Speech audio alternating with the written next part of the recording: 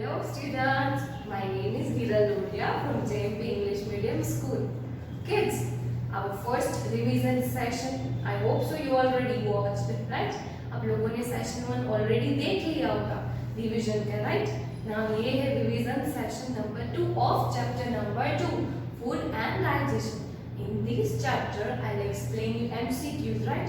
But before that, I just want to explain all the topics of this chapter, so you easily know answers of MCQ and it is be little more easy for you to understand, right? So topics है हमारे teeth, structures of a tooth, care of teeth, digestion and microorganisms. तो ये हम फटाफट से एक बार revise कर लेते हैं. Now topic number 1, teeth. Teeth help us to bite and chew food. Teeth का मेन रोल क्या होता है? तो कि bite और chew करना food को, right? We have two sets of teeth. हमारे पास कितने sets होते हैं teeth के?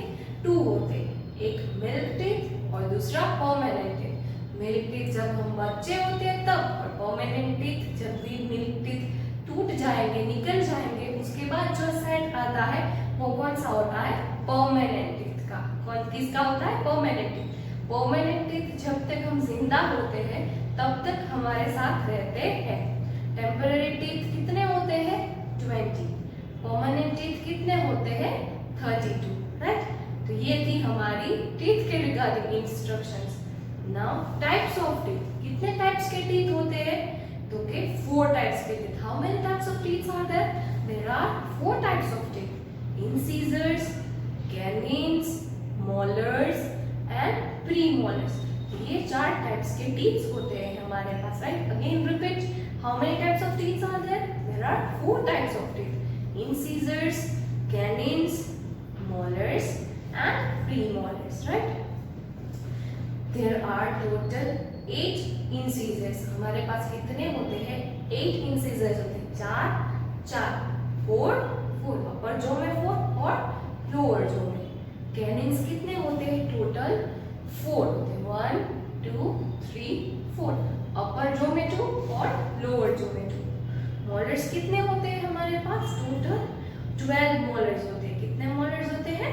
12 मोलर्स होते हैं. मतलब 3, 6, 3, 9 और 3, 12. जो पीछे होते हैं हम उसको क्या बोलेंगे? मोलर्स. उसके आगे जो होते हैं उसको हम क्या बोलेंगे? प्रीमोलर्स. प्रीमोलर्स कितने होते हैं? 8. 2, 2, 4, 6, 8. मतलब अपर जो में 4, लोअर जो में 4, राइट? तो ये थे हमारे 4 टाइप्स के teeth. Now structure of a tooth. ये टूथ का स्ट्रक्चर कैसे बना होता है? मतलब वो 3 लेयर से बना होता है. कितने लेयर से बना होता है? 3 लेयर्स से. Enamel, dentin and pulp. कितने लेयर से बना होता है? 3 लेयर्स से. इनेमल, डेंटिन और पल्प. Now enamel. The enamel is the white hard covering of the tooth. ये जो हमारे टीथ का व्हाइट पार्ट होता है ना, हम उसको क्या बोलेंगे? इनेमल. वो जो बहुत ही हार्ड होता है. कैसा होता है? हार्ड होता है. फिर उसके नीचे का जो लेयर होता है हम उसको क्या बोलेंगे? Dentin. The dentin is the yellow bone-like layer found just below the enamel. Enamel के नीचे एकदम से वो bone, yellow bone जैसा स्ट्रक्चर होता है, वो बिल्कुल enamel के नीचे होता है, right? वो yellow कलर का होता है. Now dentin के नीचे का कौन सा लेयर होता है? pulp. कौन सा लेयर होता है? pulp. The pulp is the soft central layer of the tooth. मतलब वो बहुत ही सॉफ्ट होता है. सेंट्रल मतलब बीच वाला. वो बट नेचुरल लास्ट वाला लेयर तो वो बीच में ही आएगा. वो बीच वाला बहुत ही सॉफ्ट वाला लेयर होता है pulp. It contains nerves and blood vessels. वो क्या कंटेन करता है? नर्व्स और ब्लड वेसल्स. जैसे हमें ठंडा, गर्म, सेंसिटिविटी फील होती है ना, वो यही पल्प से फील होती है. बिकॉज उसमें नर्व्स होती है और नर्व्स जो होती है वो इजीली सब कुछ फील कर सकती है. Right? So here we completed our structure of a tooth. Now care of a teeth. हम teeth की care कैसे करेंगे? सबसे पहले क्या रहेगा दीदी? सबसे पहले we are going to brush our teeth twice a day. हम 2 बार दिन में ब्रश करेंगे, right? एक तो उठने के बाद, मॉर्निंग में और बिफोर गो टू बेड, मतलब रात को सोने से पहले। तो ये थे हमारा फर्स्ट प्रिकॉशन कि हम ये दो चीजों का ध्यान रखेंगे। फिर हम चॉकलेट, कैंडीज ये सब कुछ कम से कम खाएंगे, राइट। फिर क्या आएगा, हम टीथ को अच्छी तरह से क्लीन करेंगे तो हमारा टूथ डीके भी नहीं होगा, मतलब टूथ में सड़न भी नहीं होगी, क्लियर। और टीथ को स्ट्रॉन्ग और हेल्दी बनाने के लिए हम क्या करेंगे, we should eat healthy food such as milk, eggs, curd and green leafy vegetables. ये अगर हम अच्छे से खाएंगे ये सारी की सारी चीजें तो हमारे टीथ कैसे रहेंगे, स्ट्रॉन्ग, एकदम स्ट्रॉन्ग, मजबूत। हम कोई भी स्ट्रॉन्ग चीज को खा सकते हैं अगर ये हम चीज खाएंगे तो, राइट। तो हमें ये चीज का ध्यान रखना है। Now we should floss our teeth in the presence of an adult. Flossing helps to remove tiny bites of food stuck between our teeth. वो जो बोला था ना टाइनी थ्रेड वाली एक प्रोसेस होती है जो टीथ के बीच में डालने से, अंदर टीथ के बीच में छोटे छोटे बाइट्स होते हैं ना, वो भी इजीली रिमूव हो जाते हैं। तो वहाँ पे कुछ भी स्टक रहेगा नहीं। अगर कुछ भी स्टक नहीं रहेगा तो वहाँ पे कोई भी जर्म्स अटैक नहीं करेंगे। जर्म्स अटैक नहीं करेंगे तो हमारे मुंह में कभी भी डीके मतलब सड़न होगी नहीं। तो ये सारे के सारे स्टेप्स हमें याद रखने हैं। लास्ट वाला स्टेप क्या है, we should visit a dentist regularly. हमें डेंटिस्ट को रेगुलरली मिलते रहना चाहिए, बिकॉज डेंटिस्ट के पास ऐसे ऐसे इंस्ट्रूमेंट्स होते हैं और ऐसी सारी की चीजें होती हैं जो टीथ को देखने के बाद उसको पता चल जाती है कि उसको कौन से ट्रीटमेंट की जरूरत है। ओके, तो हम डेंटिस्ट से भी रेगुलरली मिलते रहेंगे। Now next point, digestion. हमारी डाइजेशन कहाँ से स्टार्ट होती है, माउथ से, राइट। माउथ के बाद कहाँ पे जाती है, फूड पाइप में। कहाँ पे जाती है, फूड पाइप में। फूड पाइप के बाद कहाँ पे जाती है, स्टमक में। कहाँ पे जाती है, स्टमक। स्टमक के बाद स्मॉल इंटेस्टाइन, स्मॉल इंटेस्टाइन के बाद लार्ज इंटेस्टाइन, और लार्ज इंटेस्टाइन के बाद एनस के थ्रू कोई भी फूड डाइजेस्ट होके सीधा बाहर। तो ये थी हमारी digestion process. Once again I repeat it, सबसे पहले डाइजेशन प्रोसेस कहाँ से स्टार्ट होती है, माउथ से। माउथ के बाद कहाँ पे जाती है, फूड पाइप। फूड पाइप में से स्टमक, स्टमक के बाद में से स्मॉल इंटेस्टाइन, स्मॉल इंटेस्टाइन के बाद लार्ज इंटेस्टाइन, लार्ज इंटेस्टाइन के बाद एनस से फूड बाहर। ये फटाफट से डाइजेशन प्रोसेस थी, आपको दिमाग में सेट कर देनी है। Okay, now next, micro organisms. Microorganisms are tiny living things that cannot be seen through the naked eye. मतलब हम हमारी आईज से ये कोई भी माइक्रो ऑर्गेनिजम्स को हम देख सकते नहीं है। उसको देखने के लिए हमें इंस्ट्रूमेंट की जरूरत होती है। उस इंस्ट्रूमेंट को हम क्या बोलेंगे, माइक्रोस्कोप। क्या बोलेंगे, माइक्रोस्कोप। हम उससे कैसे देख सकते हैं, क्यों देख सकते हैं, क्योंकि उसमें लेंसेस उसमें लगाए होते हैं। लेंसेज के थ्रू हमें बहुत छोटी से छोटी चीज भी बड़ी दिखेगी। तो उस वजह से we need microscope to watch all the microorganisms. Some microorganisms can harm us and cause diseases, whereas others can be useful. Microorganisms ऐसा भी नहीं कि सब microorganisms हमें harm ही करेंगे।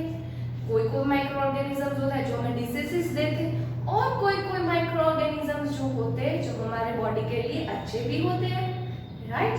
तो हम देखते हैं, चलो, हार्मफुल ऑफ माइक्रोऑर्गेनिजम्स। कौन से माइक्रोऑर्गेनिजम्स हमें हार्म करते हैं। Number 1, viruses cause diseases such as common cold, AIDS and polio.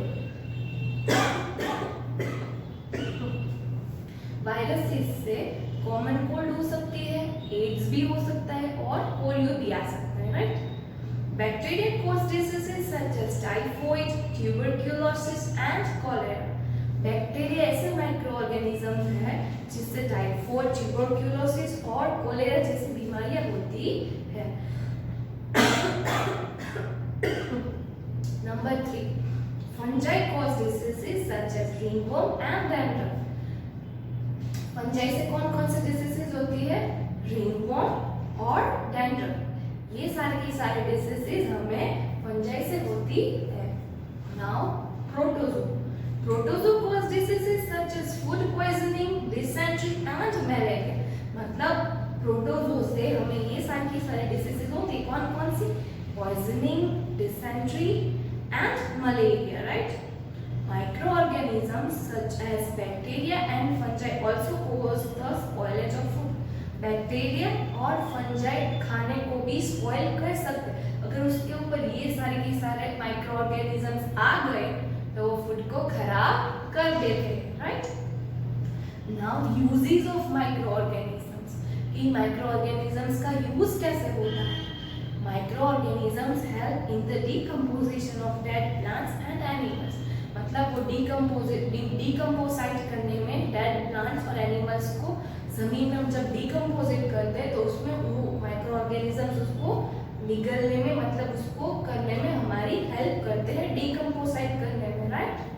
Now number 2, they help in the digestion of the food we eat. मतलब हमारे बॉडी के अंदर ऐसे माइक्रो ऑर्गेनिजम्स होते हैं जो हमारे फूड को डाइजेस्ट करने में भी हमारी हेल्प करते हैं। Now number 3, they help to make curd from milk. Even kids, milk में से कर्ड को फॉर्म करने में भी अच्छे वाले माइक्रो ऑर्गेनिजम्स की नीड होती है कि वो कर्ड में से वो मिल्क में कन्वर्ट हो जाते हैं। Now next, they are used to make food items such as bread. Even yeast जैसे माइक्रो ऑर्गेनिजम्स ब्रेड बनाने में भी हेल्प करते हैं। तो ये थे useful uses of microorganisms. Okay, तो here kids, here we completed our revision of this chapter. Now let's move to MCQs. अभी MCQs में आपको एक्सप्लेन करूंगी। ये चैप्टर मैंने अभी आपको एक्सप्लेन किया, इससे आपको MCQs फटाफट से आ जाएंगे। But before I start MCQs, let me give you one instruction. In last revision session में what I said you? I said you to do MCQs by your own self, because whatever I am displaying over here, this is with that is with answers. But whatever I am sharing you with PDF, that is without answers, right? After watching this video, you need to do this PDF worksheet by your own self, right? After attempting this worksheet, you need to correct answers by your own self, and you are supposed to submit your marks to your mommy, right? आप अपनी mummy को marks भी दिखाओगे। कैसे? हम जैसे class में speed test लेते हैं ना किड्स, स्पीड टेस्ट, उसी तरह से आप ये सेशन को देखने के बाद PDF जो शेयर किए वो विदाउट आंसर्स है, तो वो आप देखोगे और अपने आप आंसर्स करोगे, फिर अपने आप चेक करोगे और मम्मा को आप मार्क्स बोलोगे, तो आपकी एग्जाम बहुत अच्छी तरह से जाएगी, right? So let's start that. Number 1, number of permanent teeth adults usually है। एडल्ट्स के पास टोटल कितने टीथ होते हैं? 30, 31, 23 या 32? आई थिंक ये सबको सब कुछ ओरल हो गया, राइट? कितने होते हैं? 32। कितने टीथ होते हैं? 32। Number 2, number of canines in each jaw. Each jaw मतलब एक जो में कितने कैनिन्स होते हैं? टोटल कितने होते हैं? 4, 1, 2, 3 और 4, राइट? ईच जो मतलब एक जो में कितने कैनिन्स हुए? 1, 2। एक जो में मतलब ऊपर के जो में कितने हुए? 2। तो आंसर क्या आएगा? 2। Now number 3, the yellow bone like layer found just below the enamel. Enamel के नीचे वो येलो वाला पार्ट जो दीदी ने अभी एक्सप्लेन किया, उसको क्या बोलेंगे हम लोग? पल्प, रूट, क्राउन या डेंटिन? यस, सभी को आ गया, राइट? हम उसको क्या बोलेंगे? डेंटिन। क्या बोलेंगे? Dentin.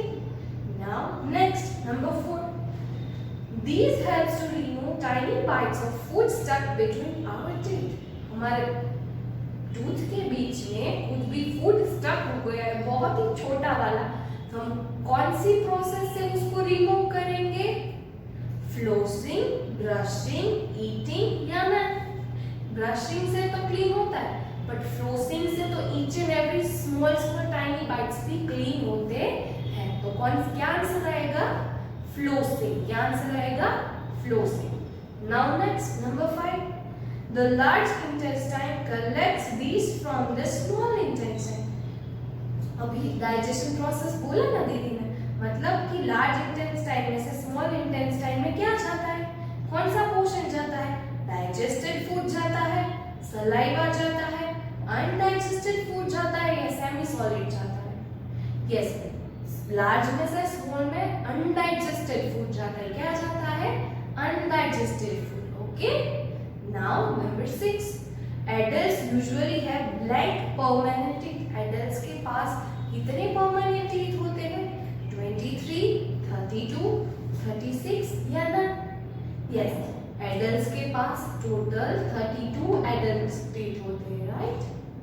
Now number 7, there are blank premolars in each jaw। एक jaw में कितने premolars होते हैं, एक jaw में बोला है, molars पीछे होते हैं, उसके आगे premolars होते हैं, टोटल 8 होते हैं। अपर jaw में 4, 2 2 2 2, मतलब अपर jaw में 4 और लोअर jaw में 4। तो एक jaw का पूछा है तो कितने premolars हुए, 4, राइट। तो हम किसके ऊपर टिक करेंगे, 4 के ऊपर। Now number 8, the part of a tooth that can be seen is called the blank। जो हमारा tooth का पार्ट दिख रहा है हम उसको क्या बोलेंगे, रूट, टूथ, क्राउन या नन? यस, हमारा जो व्हाइट पोर्शन दिख रहा है हम उसको क्राउन बोलेंगे। क्या बोलेंगे, क्राउन, बिकॉज वो क्राउन की तरह दिखता है, उस वजह से उसका नाम क्या रखा हमने, crown. Now next number 9, blank helps to remove tiny bites of food stuck between our teeth। Again ये ब्लैंक में वापस आए कि टाइनी बाइट्स को रिमूव करने में कौन सी प्रोसेस करनी चाहिए हमें, जॉ, ईटिंग कैंडीज, फ्लोसिंग या ना? यस, याद आया ना, फ्लोसिंग करना चाहिए।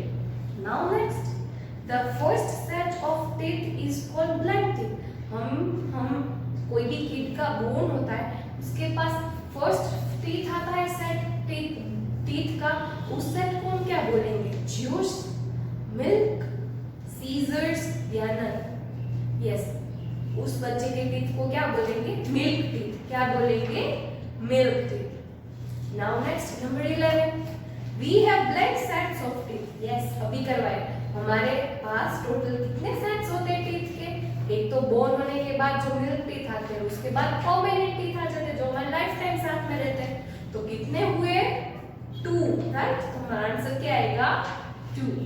Now number 12, at the age of 3 children usually have black milk teeth. मतलब 3 साल तक बच्चों को कितने टीथ आ चुके होते हैं, 20, 30, 10 या 16?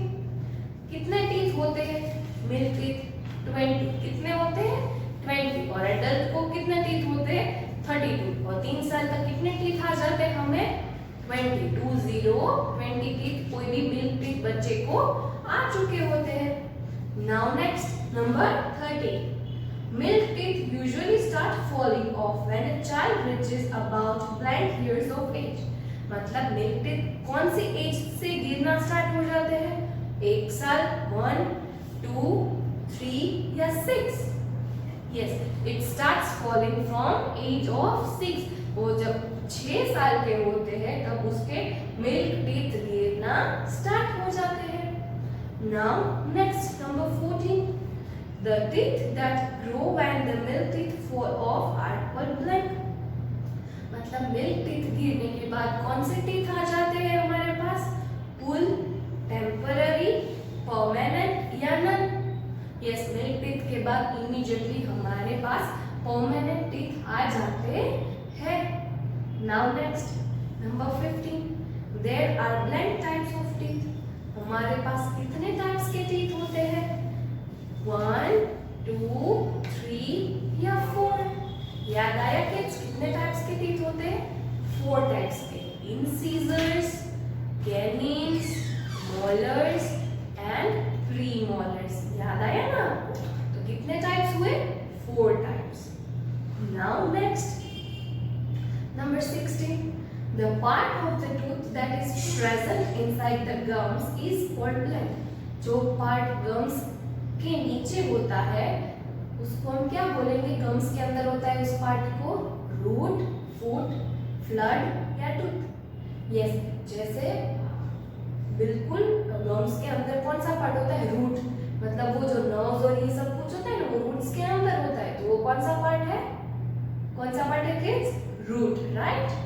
सो now number 17, the tooth is made up of blank main layers. Tooth है वो कितने टोटल लेयर से बना है? 3 लेयर्स। याद आया? कौन कौन से? डेंटिन, पल्प, और तीसरा कौन सा वाला बोला था दीदी ने? डेंटिन, पल्प और इनेमल, राइट? ये 3 लेयर से टूथ बने होता है। Now next number 18, we should brush our teeth blankly. हमें दिन में कितनी बार ब्रश करना चाहिए? वंस, थ्राइस, ट्वाइस के नन। यस, क्या आंसर आएगा? ट्वाइस, मतलब हमें दिन में 2 बार ब्रश करना चाहिए। Now next 19, we should visit a blank regularly. हमें टीथ के लिए रेगुलरली किससे मिलना चाहिए? डेंटिस्ट से, कारपेंटर से, कोबलर से या गार्डनर से? यस, हमें रेगुलरली डेंटिस्ट से मिलना चाहिए, right? Now number 20, blank is chewed with the help of teeth. हम क्या टीथ से च्यू करते हैं? फूड को, क्लॉथ को, एंटीसेप्टिक को या प्लेंटी को? यस, हम टीथ से फूड को च्यू करते हैं, right? Our answer is food. Now next number 21, blank in the mouth makes the chewed food softer. मतलब हम जो खाना मुंह में डालते हैं उसके बाद कौन सी ऐसी चीज है जो फूड को सॉफ्ट बनाती है? मिल्क, सलाइवा, गम्स या मेडिसिन? यस, सलाइवा, मतलब जो हमारा थूक होता है वो फूड को सॉफ्ट बनाता है। सलाइवा क्या करता है? फूड को सॉफ्ट बनाता है। Okay, next, teeth help us to bite and chew food. Teeth food को बाइट और च्यू करने में हेल्प करता है। ये स्टेटमेंट ट्रू है या फॉल्स है? यस, ये स्टेटमेंट ट्रू है, तो हम ट्रू के ऊपर टिक करेंगे। Now next number 23, milk teeth are also called temporary teeth. Milk teeth को हम टेम्पररी टीथ भी बोल सकते हैं। बोल सकते हैं? यस, मिल्क टीथ को हम टेम्पररी टीथ भी बोल सकते हैं। तो ये स्टेटमेंट ट्रू है या फॉल्स है? यस, ये स्टेटमेंट भी ट्रू है। Now next, molars are used for crushing teeth. Molars crushing food, मतलब मोलर्स का यूज हम फूड को क्रश करने में यूज करते हैं? नो, ये स्टेटमेंट गलत है, तो हम किसके ऊपर करेंगे? फॉल्स के ऊपर। Now number 25, a tooth is made up of 4 main layers. Tooth है वो टोटल 4 मेन लेयर से बना है? नो, कितने लेयर से बना है? 3 लेयर से। कितने लेयर से बना है? 3 लेयर से। तो ये स्टेटमेंट ट्रू है या फॉल्स है? यस, ये स्टेटमेंट फॉल्स है।